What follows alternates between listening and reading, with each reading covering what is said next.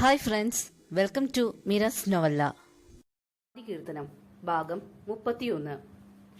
ആദി, ഇന്ന് അയ്യമ്മയുടെ award function ഉണ്ട്. വൈകിട്ട് പോകണം കേട്ടോ. നിനക്ക് അവാർഡുള്ളതല്ലേ? ആ മഹി, പോകാം. പോയില്ലെങ്കിൽ അച്ഛന് വിഷമമാവും. എന്തിനാ വെറുതെ ഇനിയും അവരെ വിഷമിക്കുന്നേ? പോയേക്കാം. വേണം ആദി, അവർക്ക് വേണ്ടി മാത്രമല്ല, നിനക്ക് കൂടി വേണ്ടി നീ മാറണം. മഹി പറഞ്ഞതും ആദ്യം നോക്കി അവനെ വെറുതെ ചിരിച്ചു. ഭക്ഷണം കഴിക്കാനിരിക്കുമ്പോൾ മടിച്ചാണ് അംബിക സംസാരിച്ചു തുടങ്ങിയത്. മോനെ ആദി, കഴിഞ്ഞതൊക്കെ കഴിഞ്ഞു. ഇനി അത് ആലോചിച്ച് ജീവിതം നശിപ്പിച്ചിട്ട് കാര്യമില്ലല്ലോ. ഇനിയെങ്കിലും എല്ലാം മറന്ന് മോൻ പുതിയൊരു ജീവിതം തുടങ്ങണം. എന്താണ് അച്ഛമ്മ ഉദ്ദേശിച്ചത് എന്ന് ആദിക്ക് മനസ്സിലായെങ്കിലും അതിന് മറുപടിയൊന്നും ആദി പറഞ്ഞില്ല. മോനെ, നമ്മുടെ വാണിമോൾക്ക് പ്രായം കടന്നു പോകുന്നു. അവൾക്കാണെങ്കിൽ നിന്നെ ഒരുപാട് ഇഷ്ടമാണ്.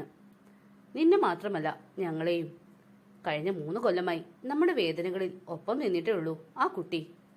മോന് ഇഷ്ടമാണെങ്കിൽ അച്ചമ്മയ്ക്ക് ആ കുട്ടിയെ നിന്റെ ഭാര്യയായി കണ്ടാൽ കൊള്ളാമെന്നുണ്ട്. എന്താ മോന്റെ അഭിപ്രായം? സോറി അച്ചമ്മേ, എനിക്ക് പറ്റില്ല. ഒരു പെൺകുട്ടിയെ മാത്രമേ ഈ ആദി മനസ്സ് തുറന്ന് പ്രണയിച്ചിട്ടുള്ളൂ. അവൾക്ക് എന്നോടുണ്ടായിരുന്നത് എന്താണെന്ന് എനിക്കറിയില്ല. ഞാൻ അവളെ മാത്രമേ ഭാര്യയാക്കണമെന്ന് ആഗ്രഹിച്ചിട്ടുള്ളൂ. പക്ഷേ അത് നടന്നില്ല. ഇനി ആ സ്ഥാനത്ത് വേറെ ഒരാളെ കാണുവാൻ എനിക്ക് സാധിക്കില്ല. ഈ ജന്മം ആദിക്കൊരു വിവാഹമില്ല. കൂടുതൽ സംസാരിക്കാൻ നിൽക്കാതെ കാറിന്റെ കീ എടുത്ത് ആദി പുറത്തേക്ക് പോയി. ദേവകിയും ഹരിയും അംബികയും ആദിയുടെ മറുപടി കേട്ട് സങ്കടപ്പെട്ടപ്പോൾ മനസ്സിൽ പക നിറച്ച് 2 പേർ ഒരു ചുവരിനപ്പുറം നിൽക്കുന്നുണ്ടായിരുന്നു. അയാൾ പറഞ്ഞത് കേട്ടോ അമ്മേ, നമ്മൾ ഈ കഷ്ടപ്പെട്ടത് മുഴുവൻ വെറുതെ ആവോ? അവന്റെ മനസ്സിൽ ഇപ്പോഴും ആ വൃത്തികെട്ടവളാ. അടങ്ങാത്ത ദേഷ്യത്തോടെ വാണി പറഞ്ഞതും ഭാർഗവി അവളെ സമാധാനിപ്പിച്ചു. നീ പേടിക്കാതെ മോളെ, കാര്യങ്ങൾ ഇത്രയും കൊണ്ട് എത്തിക്കാമെങ്കിൽ മുന്നോട്ടും എന്താ ചെയ്യേണ്ടതെന്ന് എനിക്കറിയാം. നീ നോക്കിക്കോ, അവന്റെ താലി നിന്റെ കഴുത്തിൽ തന്നെ അവൻ കെട്ടും. അതും പറഞ്ഞ് ചില കാര്യങ്ങൾ ഭാർഗവി വാണിക്ക് പറഞ്ഞു കൊടുത്തു. അത് കേട്ടതും അവളുടെ മുഖം തെളിഞ്ഞു. അടുത്ത അവാർഡ് സ്വീകരിക്കുന്നതിനായി ഡോക്ടർ വെങ്കിട്ട് പരമേശ്വരനെ വീതിയിലേക്ക് സ്വാഗതം ചെയ്യുന്നു. ഹാളിൽ വെങ്കിട്ട് എന്ന പേര് ആങ്കർ വിളിക്കുന്നത് കേട്ടതും സംസാരിച്ചുകൊണ്ട് ഇരിക്കുകയായിരുന്ന മഹിയും ആദിയും ഞെട്ടി സ്റ്റേജിലേക്ക് നോക്കി. തങ്ങൾ ഉദ്ദേശിച്ച ആൾ അവിടേക്ക് വരുന്നത് കണ്ടപ്പോൾ മഹിയുടെ മുഖം ദേഷ്യത്താൽ വലിഞ്ഞു മുറുകി. എന്നാൽ ആദിയുടെ നെഞ്ച് കൂടുതൽ ഉച്ചത്തിൽ മിടിക്കുവാൻ തുടങ്ങി. ഡാ, നീ കണ്ടോ അവനെ? അവനുണ്ട് അവാർഡ്. ഫാമിലി ഫംഗ്ഷൻ ആയതുകൊണ്ട് നിന്നെ ഉപേക്ഷിച്ച് അവന്റെ ഒപ്പം പോയ നിന്റെ മുൻ കാമുകി കിച്ചുവും ഉണ്ടാവും ഇവിടെ എവിടെയെങ്കിലും. ഒന്നുമില്ലെങ്കിൽ ഇപ്പൊ അവന്റെ ഭാര്യ ആയിരിക്കുമല്ലോ. വളരെ പുച്ഛത്തോടെ മഹി അത് പറയുമ്പോഴും കിച്ചുവിനെ ഒരു നോക്ക് കാണുവാനായി ആദിയുടെ കണ്ണുകൾ 4 ചുറ്റും പരതി. തന്നോട് ഇത്രയും വലിയ ദ്രോഹം ചെയ്തവളെ എന്തിനു കാണുവാൻ കൊതിക്കുന്നു എന്ന് സ്വയം ചോദിച്ചിട്ടും ആദിക്ക് മറുപടി ഉണ്ടായിരുന്നില്ല. അവന്റെ നോട്ടം കണ്ടതും മഹിക്ക് ദേഷ്യം വന്നു. നല്ല ശക്തിയിൽ ആദിയുടെ കൈ കിട്ടൊരു നല്ലൊരു അടി വെച്ചു കൊടുത്തു മഹി. നാണമില്ലടാ നിനക്ക് മറ്റൊരുത്തന്റെ ഭാര്യ നോക്കിയിരിക്കാൻ? എത്ര പറഞ്ഞാലും തലയിൽ കയറിയില്ലെന്ന് വെച്ചാൽ എന്താ ചെയ്യാ? അവൾ നിന്നെ ചതിച്ചു പോയവളാണെന്ന് മറക്കരുത് നീ. മഹിയുടെ വാക്കുകൾ കേട്ടതും ആദി സങ്കടത്തോടെ തല കുനിച്ചു. ഈ അവാർഡ് എനിക്ക് എന്റെ ജീവിതാഭിലാഷമായിരുന്നു. അത് നേടിയെടുക്കാൻ എന്നെ സഹായിച്ച എല്ലാവർക്കും നന്ദി പറയുന്നു. സ്റ്റേജിൽ കയറി അവാർഡ് വാങ്ങിയ വെങ്കിട്ട് നിറഞ്ഞ ചിരിയോടെ പറഞ്ഞു. പിന്നെ ഈ അവാർഡ് ഞാൻ സമർപ്പിക്കുന്നത് എന്റെ ദുഃഖത്തിലും സന്തോഷത്തിലും എന്നും എപ്പോഴും കൂടെ നിന്നിട്ടുള്ള എന്റെ വൈഫിനാണ്. അത്രയും കേട്ടപ്പോഴേക്കും ആദിയുടെ കണ്ണുകൾ യാന്ത്രികമായി സ്റ്റേജിലേക്കായി. അവനിൽ വല്ലാത്ത അസ്വസ്ഥത നിറഞ്ഞു. ഇന്നത്തെ ദിവസം തനിക്കൊപ്പം ചേർന്ന് നിൽക്കേണ്ടവൾ ഇന്ന് മറ്റൊരാൾക്കൊപ്പം. ആ കാഴ്ച കണ്ടെങ്കിലും തനിക്കുള്ളിൽ അവളോടുള്ള വെറുപ്പ് നിറയട്ടെ എന്ന് ആദി കരുതി. കണ്ണെടുക്കാതെ സ്റ്റേജിലേക്ക് തന്നെ നോക്കിയിരുന്നു. ആ, ഇപ്പൊ വരും ആത്മാർത്ഥമായി സ്നേഹിച്ച ചെക്കനെ തേച്ചിട്ട് ഒരു സുപ്രഭാതത്തിൽ അവന്റെ ഒപ്പം ഇറങ്ങിച്ചെന്ന അവന്റെ ഉത്തമയായ ഭാര്യ. കണ്ണു തുറന്ന് നീ കണ്ടോ?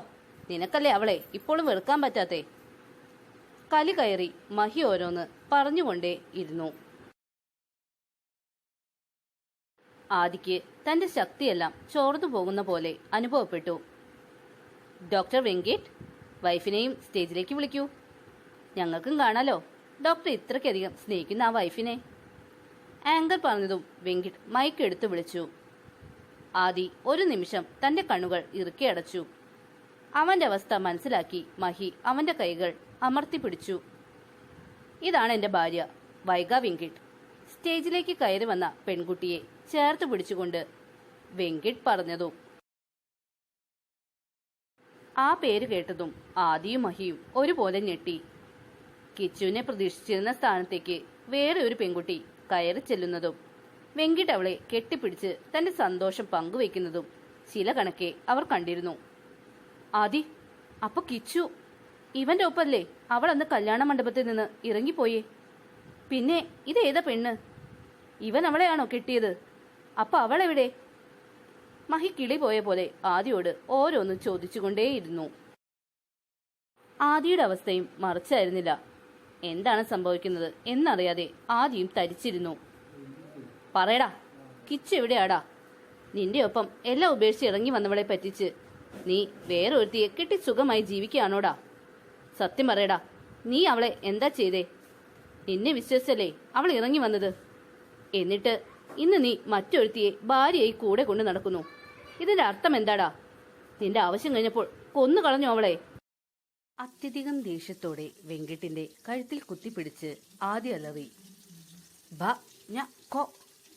ഇതെന്ത് ഭാഷയാണടാ? മലയാളത്തിൽ പറയട പുല്ലേ. എന്റെ പൊന്നാദി, അവന്റെ കഴുത്തിന് കുത്തിപ്പിടിച്ച് വായുവിൽ നിർത്തിയിട്ട് സംസാരിക്കാൻ പറഞ്ഞാൽ ഇങ്ങനെയല്ലാതെ പിന്നെ എങ്ങനെയാ അവൻ മിണ്ട? നീ അവനെ നിലത്ത് നിർത്ത്. മഹി പറഞ്ഞതും ആദ്യ ദേഷ്യത്തിൽ വെങ്കിട്ടിനെ നിലത്ത് നിർത്തി. ഇനി പറ, കിച്ചു എവിടെ? അവളെ നീ പറ്റിച്ചോ? അയ്യോ ചേട്ടാ, ഇവരൊക്കെ ആരാ? ഏതവളെ പറ്റിയാ ഇവർ ചോദിക്കുന്നേ? നിങ്ങള് എന്നെ പറ്റിക്കായിരുന്നോ? നിങ്ങൾക്ക് വേറെ പെണ്ണുമായി ബന്ധമുണ്ടോ? നോക്കിക്കോ, നിങ്ങൾക്കെതിരെ കേസ് കൊടുക്കും ഞാൻ. എന്നെ പ്രണയിച്ച് വഞ്ചിച്ചെന്ന് പറഞ്ഞ്. വെങ്കിയെ വളഞ്ഞു നിന്ന് ചോദ്യം ചെയ്യുന്നവരുടെ അടുത്തേക്ക് വന്നുകൊണ്ട് വൈഗ ആവലാതിപ്പെട്ടു. അവളുടെ സംസാരം കേട്ടതും വെങ്കിട്ട് സ്വന്തം നെറ്റിയിലടിച്ചു. എന്റെ പൊന്നു മോളെ, ഇവര് കിച്ചുവിനെ പറ്റിയ ചോദിക്കുന്നേ. നിന്നോട് ഞാൻ പറഞ്ഞിട്ടില്ലേ? അല്ലാതെ ഞാൻ നിന്നെ പറ്റിക്കോ? അത്രയും വൈകിയോട് പറഞ്ഞ് വെങ്കിട്ട് ആദിക്ക് നേരെ തിരിഞ്ഞു. ആദി, ആളുകൾ ശ്രദ്ധിക്കുന്നു. നമുക്ക് മാറിയിരുന്ന് സംസാരിക്കാം. എനിക്ക് കുറച്ചധികം സംസാരിക്കാനുണ്ട്. വെങ്കിട്ട് പറഞ്ഞതും അവൻ പറഞ്ഞതിൽ കാര്യമുണ്ടെന്ന് ആദിക്കും മഹിക്കും തോന്നി. വെങ്കിട്ട്, ഇനിയെങ്കിലും നീ പറ, കിച്ചു എവിടെ? ആദി ഇനി ദേഷ്യം പിടിപ്പിക്കല്ലേ. ആദിയുടെ ദേഷ്യത്താൽ വലിഞ്ഞു മുറുകിയ മുഖം കണ്ട് ഭയം തോന്നി മഹി തന്നെ സംസാരത്തിന് തുടക്കം കുറിച്ചു. മഹി, നിങ്ങൾ വിചാരിക്കുന്ന പോലെ ഒരു റിലേഷനും ഞാനും കിച്ചുവും തമ്മിലില്ല. അവൾ എന്റെ ഫ്രണ്ട് മാത്രമാണ്. അത് കേട്ടതും ആദിക്ക് ദേഷ്യം വന്നു. നിർത്തടാ. ഫ്രണ്ട് മാത്രം ആയതുകൊണ്ടാണോടാ കല്യാണ പന്തലിൽ വെച്ച് നിന്നോടാണ് അവൾക്ക് പ്രേമം, നിന്നോടൊപ്പം മാത്രമേ ജീവിക്കൂ എന്ന് പറഞ്ഞ് അവൾ ഇറങ്ങി വന്നത്? നീ വെറുതെ വേല ഇറക്കരുത്. സത്യം പറഞ്ഞില്ലെങ്കിൽ നിന്നെ കൊണ്ട് പറയിപ്പിക്കാൻ എനിക്കറിയാം. കേട്ടോടാ? എന്റെ ആദി, നീ ഒന്ന് അടങ്ങൂ. അവൻ പറയട്ടെ. നീ പറവെങ്കി, അവൾ നിന്റെ ഫ്രണ്ടാണെങ്കിൽ എന്തിനാ അവൾ നിന്നോടൊപ്പം പോന്നത്? പറയാം. ഞാൻ കിച്ചുവിനെ പരിചയപ്പെടുന്നത് കോളേജിൽ വെച്ചാണ്. അന്ന് ആദിയുമായി പ്രശ്നമുണ്ടായി. അവൾ പഠിപ്പ് നിർത്തിയപ്പോൾ ഞങ്ങളുടെ സൗഹൃദം അവിടെ മുറിഞ്ഞു. പിന്നെ അവളെ ഞാൻ കാണുന്നത് കുറെ കാലത്തിനു ശേഷം ഒരു ദിവസം ബീച്ചിൽ വെച്ചാണ്. അന്ന് അവൾ തന്നെ ഇരുന്ന് കരയുകയായിരുന്നു. ഞാൻ കുറെ തവണ ചോദിച്ചെങ്കിലും പ്രശ്നം എന്താണെന്ന് അവൾ പറഞ്ഞില്ല. ഞാൻ അവൾക്ക് എന്റെ നമ്പർ കൊടുത്ത് എന്താവശ്യമുണ്ടെങ്കിലും വിളിക്കാൻ പറഞ്ഞു പിരിഞ്ഞു. ഒരാഴ്ച കഴിഞ്ഞ് എന്നെ തേടി അവളെ കോൾ വന്നു. നേരിൽ കാണണം എന്ന് പറഞ്ഞു. എന്നെ കണ്ടപ്പോൾ അവൾ പറഞ്ഞത് വീട്ടുകാർ ആദിയുമായുള്ള അവളുടെ കല്യാണം ഉറപ്പിച്ചു.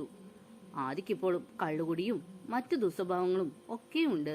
വേറെ പെണ്ണുങ്ങളുമായി ബന്ധവുമുണ്ട്. അവൾക്ക് ഈ കല്യാണത്തിന് താല്പര്യമില്ല.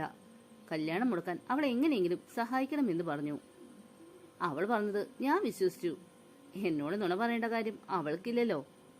പിന്നെ അന്ന് കോളേജിൽ വെച്ച് നടന്ന സംഭവത്തിൽ നിന്നും നിങ്ങളുടെ സ്വഭാവം അത് തന്നെയാവുമെന്ന് ഞാൻ കരുതി. അങ്ങനെയാണ് ഞാൻ അവൾക്കൊപ്പം നിൽക്കാൻ തീരുമാനിച്ചത്. അപ്പൊ നീ പറയുന്നത് അവൾ നിന്നോട് പ്രേമമാണെന്ന് പറഞ്ഞത് നുണയാണെന്നാണോ? അങ്ങനെയാണെങ്കിൽ എനിക്ക് കിട്ടിയ ഫോട്ടോസ് നിങ്ങൾ കെട്ടിപ്പിടിച്ചു നിൽക്കുന്നതും മറ്റും. പിന്നെ പലയിടത്തും വെച്ച് നിങ്ങളെ ഞാൻ ഒരുമിച്ച് കണ്ടിട്ടുണ്ടല്ലോ. ഇടയിൽ കയറി ആദി ചോദിച്ചു. അതൊക്കെ കിച്ചു പറഞ്ഞിട്ടാണ്. ഒരു ദിവസം പെട്ടെന്ന് എന്നോട് പ്രേമമാണെന്ന് പറഞ്ഞാൽ ആദി വിശ്വസിക്കില്ലെന്നും അതുകൊണ്ട് തെറ്റിദ്ധരിപ്പിക്കാനായി അങ്ങനെ ആദിക്ക് മുന്നിൽ നടക്കണമെന്നും ഫോട്ടോസ് അയച്ചു കൊടുത്ത് ഉള്ളിൽ സംശയമുണ്ടാക്കണമെന്നും അവൾ പറഞ്ഞു. ശരിക്കും അവളല്ല, എല്ലായിടെയും കിച്ചുവിന് കൂടെ വന്ന പെൺകുട്ടിയായിരുന്നു പറഞ്ഞത്. വാട്ട്? കിച്ചുവിന്റെ കൂടെ പെൺകുട്ടിയോ? മഹിയും ആദിയും ഒരുപോലെ ഞെട്ടിക്കൊണ്ട് ചോദിച്ചു. അതെ, കിച്ചു എന്നെ കാണാൻ വന്നെന്ന് അവൾക്കൊപ്പം ആ കുട്ടി കൂടി ഉണ്ടായിരുന്നു. സത്യം പറഞ്ഞാൽ എന്നോടെല്ലാം പറഞ്ഞത് അവളാണ്. കിച്ചു കരഞ്ഞുകൊണ്ട് മിണ്ടാതെ നിൽക്കുകയായിരുന്നു. ഞാൻ ചോദിച്ചപ്പോൾ ആ കുട്ടി പറഞ്ഞു ഇഷ്ടമില്ലാത്ത കല്യാണത്തിന് സമ്മതം പറയേണ്ടി വന്ന വിഷമമാണ് കിച്ചുവിന് എന്ന്. അന്ന് കല്യാണത്തിനന്ന് വീട്ടിലേക്ക് വരാൻ പറഞ്ഞതും എന്നോട് അവൾ തന്നെയായിരുന്നു. ആ വീട്ടിൽ അന്ന് ഞാൻ വന്നപ്പോൾ അവൾ അവിടെ ഉണ്ടായിരുന്നു. പേരോ മറ്റു വിവരങ്ങളോ എനിക്കറിയില്ല. ശരി, എല്ലാം ശരിയായിരിക്കാം. പക്ഷേ കിച്ചു നിന്റെ ഒപ്പം ഇറങ്ങി വന്നില്ലേ? എന്നിട്ട് അവളിപ്പോ എവിടെയാ? അക്ഷമനായി ആദി ചോദിച്ചു. അറിയില്ല ആദി, ഞാനും അവസാനമായി അവളെ കണ്ടത് അന്ന് തന്നെയാ. വെങ്കി, നീ വെറുതെ കളിക്കാതെ സത്യം പറ. അവൾ നിന്റെ ഒപ്പം ഇല്ലെങ്കിൽ പിന്നെ എവിടെയാ? സത്യാണ് ആദി, അന്ന് അവിടെ നിന്ന് ഇറങ്ങി പുറത്തു വന്നപ്പോൾ അമ്മയ്ക്ക് വയ്യ എന്ന് പറഞ്ഞ് എനിക്ക് കോൾ വന്നു. അവൾ എന്റെ ഒപ്പം ഹോസ്പിറ്റലിൽ വന്നു. ഇനി നാട്ടിൽ നിൽക്കുന്നില്ല, എവിടെയോ ദൂരെ ജോലി ശരിയായിട്ടുണ്ട്, അവിടേക്ക് പോകുന്നു എന്ന് പറഞ്ഞു. എന്നോട് ആദ്യം ഇനി ഒരിക്കലും ചെന്ന് കാണരുത് എന്ന് പറഞ്ഞു പ്രോമിസും ചെയ്യിപ്പിച്ചു. അന്ന് അവിടെ നിന്ന് പോയ അവളെ പിന്നെ ഞാൻ കണ്ടിട്ടില്ല. ഒരുപാട് തവണ ഫോണിൽ വിളിച്ചെങ്കിലും അതും കിട്ടിയില്ല. സങ്കടത്തോടെ വെങ്കിട് പറഞ്ഞു നിർത്തി. എല്ലാം കേട്ട് ആദിക്ക് ഭ്രാന്ത് പിടിക്കുന്ന പോലെ തോന്നി. ആദിയുടെ ഓർമ്മകൾ കുറച്ചു കാലം പുറകിലൊക്കെ പോയി. നിശ്ചയം കഴിഞ്ഞ് എല്ലാവരും വളരെ സന്തോഷത്തിലായിരുന്നു.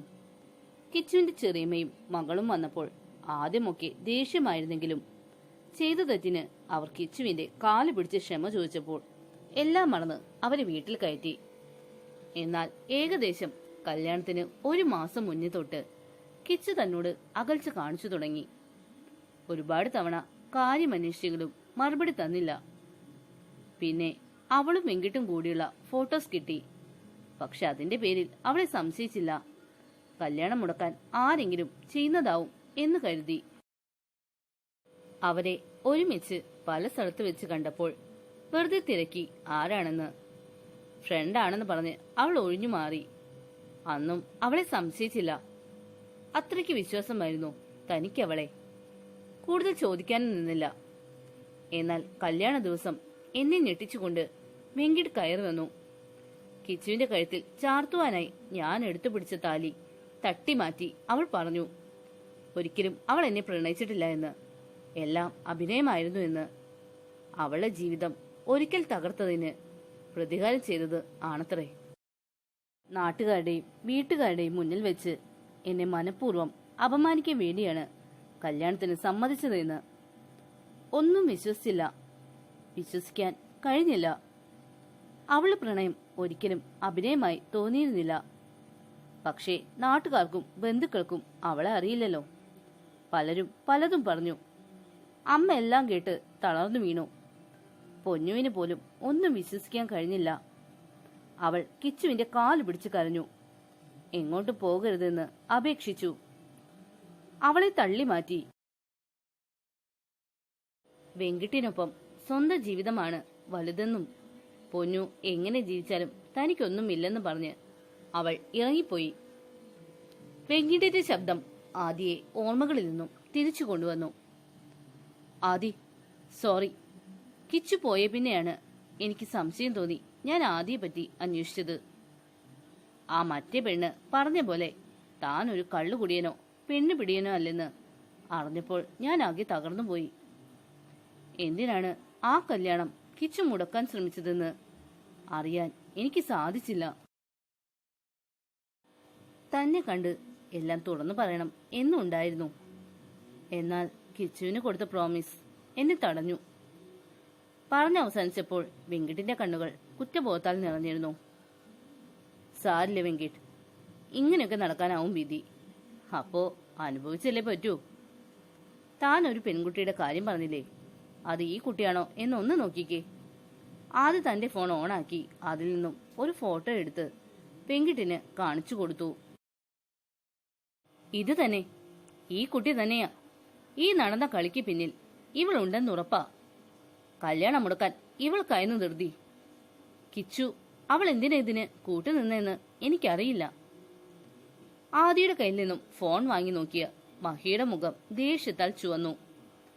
വെങ്കിട്ട് യാത്ര പറഞ്ഞു പോയിട്ടും ആലോചനയോടെ ഇരിക്കുന്ന ആദിയോട് മഹി ചോദിച്ചു, ഇനി എന്താ പരിപാടി?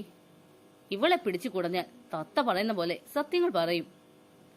വേണ്ട, അതിന് സമയമായിട്ടില്ല. അതിനു മുന്നേ കിച്ചുവിനെ കണ്ടുപിടിക്കണം. അവളിൽ നിന്നറിയണം എനിക്ക് സത്യമെല്ലാം. പക്ഷെ ആദി, എവിടെയെന്ന് വെച്ചാ അവളെ കണ്ടുപിടിക്കുക? വർഷം 3 ആയില്ലേ? Hello sir,